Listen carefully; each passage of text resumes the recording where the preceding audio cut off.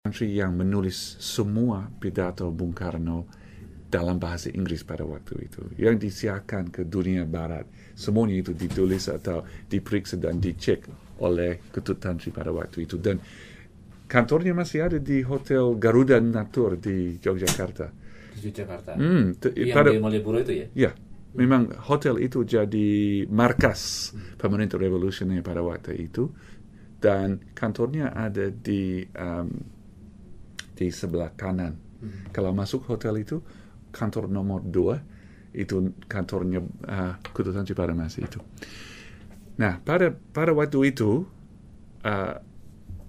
hampir pasti semua pendengar sudah tahu tentang posisi Australia pada revolusi itu. Mulai anti-Indonesia tapi geser pro-Indonesia pada tahun 47. Dan ini suatu perubahan kebijakan yang dipimpin oleh Perdana Menteri Australia pada waktu itu yang dari Partai Buruh pada masa itu. Nah, mengapa? Karena sangat ditekan oleh Serikat Buruh di sini. Nah, mengapa? Karena pada tahun 47 Ketut Tantri dikirim ke Australia oleh pemerintah Indonesia untuk mewakili pemerintah Indonesia di sini dalam negosiasi dan hubungannya dengan Serikat Buruh di sini. Dan dia mengadakan suatu tour di Australia ke Melbourne, Sydney, Canberra, Brisbane sampai Perth dalam rangka Serikat Buruh untuk meyakinkan mereka untuk mendukung revolusi Indonesia. Dan dia sangat berhasil dalam ini sehingga tekanan dari Serikat Buruh cukup untuk mengubah kebijakan Australia terhadap Indonesia.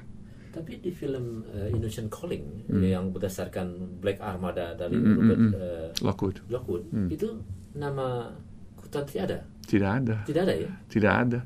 Tapi dia memang... Kenapa kira-kira? Siapa tahu. Karena saya bisa menjawab itu. Karena pesonanya.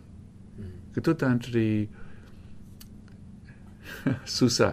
Tapi Ketut Tantri bukan orang yang manis atau diam atau halus. Ini orang yang sangat agresif, yang suka argumentasi, yang selalu dalam pikirannya selalu jadi pejuang dalam revolusi sendiri. Dan dia menganggap dunia di luar seperti agresif dan mengancam dia. Sehingga memang orang itu agak kasar, agak keras, agak suka sengketa, sehingga dia mengganggu banyak orang, baik Belanda maupun Jepang. Jadi banyak yang sakit hati ya?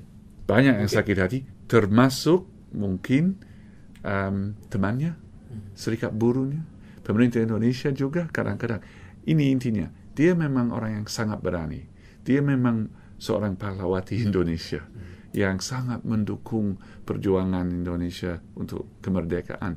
Tapi dia orang yang mengganggu banyak orang juga. Sehingga mereka lebih mau lupa nama daripada memasukkannya dalam bukunya. So, berarti tugas saya sebagai peneliti ialah menjawab pertanyaan itu. Mengapa? Walau dia mengambil pengaruh yang cukup penting, namanya tidak disebut kecuali dalam buku dia sendiri. Iya. Karena pesonanya yang diterjemahkan ke Revolt in Paradise ya. Saya pinjamkan ke teman seorang Australia. Dia sampai menangis dan mimpi Soekarno. Begitu hebatnya buku Revolt in Paradise ya, Revolusi Indonesia Damai ya. Jadi betul-betul seperti yang Anda katakan tadi, betul-betul menceritakan apa adanya. Ya. Harus diingat bahwa Surabaya Su, Ketut Tantri, Van and Walker, semua orang yang digabung dalam pesonanya Muriel Pearson itu, sesuatu yang jadi dasar pesonanya Ketut Tantri ialah dia sangat cinta Indonesia, sangat cinta pada Indonesia, dan dia menganggap diri sebagai orang Indonesia, walau kulitnya seputih-putihnya, walau matanya biru juga dan rambutnya pirang. Dia sangat cinta Indonesia dan dia menganggap dia sendiri sebagai orang Indonesia, suku putih katanya kadang-kadang. Dan itu yang bisa,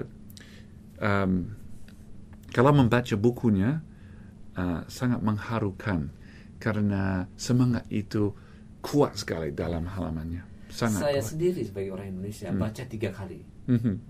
Nah, masih mau baca lagi. Yeah. Jadi betul-betul seorang pengarang yang bisa menarik pembacanya ke dalam bukunya. Nah, Betul. dari pemerintah Indonesia, dia dilihat sebagai pahlawan, banyak berjasa terhadap bangsa Indonesia. Apa imbalan yang diberikan oleh pemerintah Indonesia kepada Ketut Tantri? Memang pemerintah Indonesia mengakui dia sebagai orang yang penting dalam perjuangan kemerdekaan negaranya, tapi tidak begitu mudah untuk membantu menolong Ketut Tantri karena orangnya sangat mau berdiri sendiri, berdikari. Dia sangat tidak mau dikuasai atau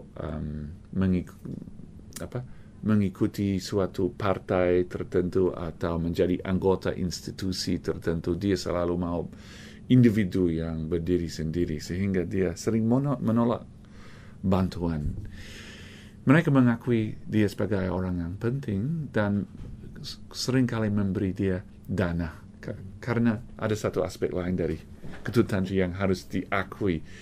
Kalau isu uang, dia tidak begitu bagus, tidak begitu berhasil, dia tidak begitu pintar dalam bidang ini, dan sering kali dia bangkrut, uangnya habis dalam situasi darurat, dan dia sering minta uang atau bantuan atau akomodasi dari kedutaan ini atau konsulat jenderal itu di Amerika, di Inggris, di Australia. Dan Indonesia selalu membantu dia, selalu memberi dia akomodasi atau rumah. Tapi itu yang membuat dia merasa lebih malu lagi karena dia fierce individualist. Nah, itu membuat masalah bagi baik Indonesia maupun Ketut Tantri. Dia selalu harus dibantu, tapi dia tidak mau menerima bantuan. Sehingga akhirnya terjadi, dia menjadi seorang yang terisolasi. Dia tidak lagi gabung dengan pemerintah atau kedutaan di sini di Australia atau dengan orang lain. Dia menjadi seperti Howard Hughes, orang yang menolak hubungan dengan orang lain, dan dia hanya seperti bersemadi di hotel di Sydney. Nah, pada waktu itu saya mencari Ketut Tantri di mana-mana, di Amerika, di Indonesia, di Inggris. Akhirnya terjadi dia memang di negara saya. Selama itu selalu ada di sini, di kota Sydney. Mengapa? Karena dia dibawa ke Sydney sebagai suatu perusahaan sutradara, pembuat film di sana. Mereka mau membuat film Revolt in Paradise. Dan dia di sana, akomodasinya dibayar oleh perusahaan itu. Tapi ini orang yang sudah tua, menjadi sedikit pikun, ya. Dan karena itu dia terus-menerus menolak skrip yang dibuatnya, satu demi satu, tahun demi tahun, supaya dia selalu ada penginapan. Ya. Betul. Tidak ada maksud lain. Itu, ya. Karena dia merasa malu minta uang lagi dari kedutaan Indonesia, so dia memakai perusahaan film sebagai saluran dana bagi dia. Akhirnya dia seperti dipenjarakan dalam hotel, terlalu tua. Di daerah mana di Sydney? Di Sydney, di daerah Oxford Street. Oxford Street, daerah yang terkenal itu. Iya, yang terkenal, dekat Hyde Park, tidak jauh. Dan dia merasa sangat tua, tidak bisa jalan dengan mudah, terisolasi total.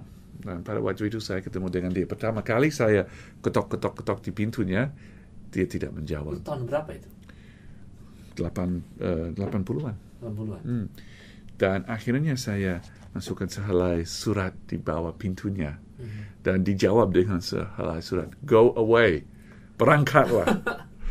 Akhirnya pada kali ketiga saya boleh masuk kamarnya, dan